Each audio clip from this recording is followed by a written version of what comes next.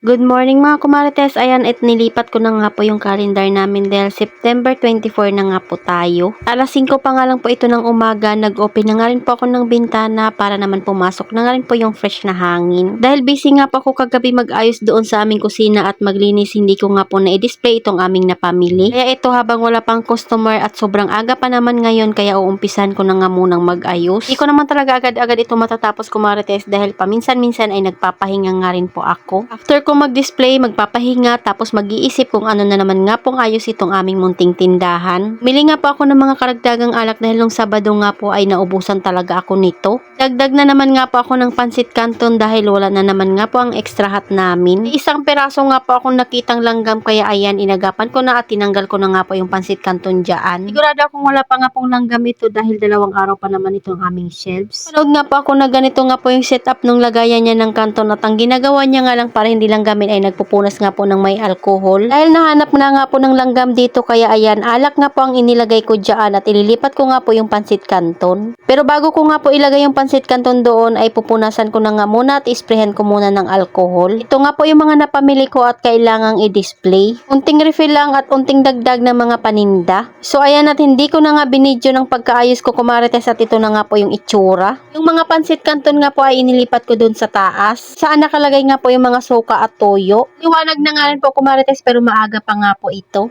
Nakapaglinis at nakapag-ayos na naman nga po ako dito sa aming bahay at saka munting tindahan. Ito talaga yung panganay ko kumarites ang malaking tulong dito sa aking munting tindahan. Dahil pagkagaling niya nga po ng school ay siya nga po talaga yung nagbabantay dito sa amin. Meron nga pong nagpaserok sa akin kaya ayan, dinali-dali ko na nga muna itong gagawin. Nabasa pala akong tanong kumarites kung paano nga daw po kami nakakapag-ipon ng barya. Araw-araw ba kami naghuhulog ng aming iniipon? Ang diskarte nga namin kumarites ay hindi talaga namin sinusukli ang 10 at 20 pesos na coins. Pero yung benta lang yun sa tindahan kumarites at hindi nga po kasali yung mga nakahiwalay na benta. Minsan ay hindi kami nakakahulog sa loob ng isang araw dahil iniipon nga muna namin yun pagkaunti pa lang. Wala naman talagang panukli ay no choice nga po kami kung hindi nasusukli din siya paminsan-minsan. Kaya ba kahit barya lang yan ay malaking tulong yan sa atin. Hindi maging puhunan pag ma-short nga tayo ng mga puhunan. Yung printer nga po namin kumarites ay galing nga po ito sa barya na inipon namin. Kung nga kay Jowa kung wala nga kaming mailalagay dito sa aming shelves ay bilangin na nga lang po namin yung barya para maipamili namin ng paninda. Pero dahil napuno naman nga po ito kaya hindi na nga muna namin ginalaw yung aming mga barya. Sa December na nga lang namin iyon bubuksan at kailangan talaga natin mamili ng maraming paninda pag Pasko na. Lalo na nga po yung mga alak. Kung may emergency nga pong pangangailangan ng pera ay pwede mo nga bilangin yung baryang naipon mo. Talagang maipon kahit hindi pa nga po papel yung ating tinatabi. So, kasing maliit pa lang yung tindahan ay talaga namang hindi pa kaya magtabi ng mga papel. Gawin nga ni Jowa galing sa trabaho, nagpabili nga po ako ng sibuyas bawang doon sa Signal Palengke. Mura kasi doon at pwede ka talagang kumita. Pili ko na nga po yung mga maliliit dahil ibebenta ko nga po iyon ng 5 piso. Hiniwalay ko nga po mga maliliit ay umabot nga rin po ng 200 pesos at nasa 100 plus lang naman yung puhunan. Sibuyas naman natira ay gagamitin nga po namin iyon. Pabili nga po ako ng 40 peraso na katol kumarites dahil doon nga lang din po ito sa Mercato at sa Signal na bibili itong Trident. Ano naman yung araw-araw na nabebenta sa amin lalo na nga po dahil maraming lamok. Kaya nga po nung bandang hapon ay marami na nga pong nagtanong sa akin ito kaso naubusan nga po talaga kami. Ito at i-refill ko na nga po itong sibuyas dito sa lagayan namin. Tako nga lang po yung lagayan ko kumarites dahil piling ko nga ay mayroong alikabok. Bawang naman ay hindi na nga po ako nagsalin doon at inilagay ko na lang po ito sa aming kusina. Namang bawang doon kumarites at malalaki nga po ito at talaga namang nakakalugi pag ibebenta natin ito ng mura.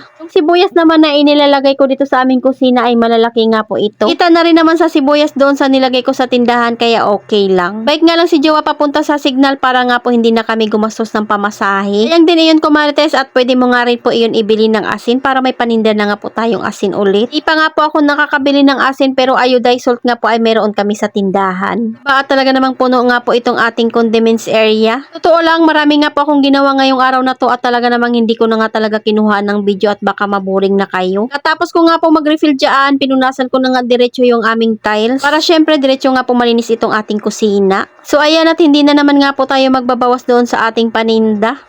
Ilagay ko nga po yung mga katol doon sa ilalim at ayan nga po yung ayos ng ating shelves. Tingnan ko pa rin araw-araw yung mga pansit canton dyan na nakalagay at baka mahanap nga po ng langgam. Sayang naman kung bubutasin nga po nila. So ayun lang muna kumarites. Salamat sa panonood. Follow for more. God bless us. At sana i-share nyo na nga rin po itong aking video.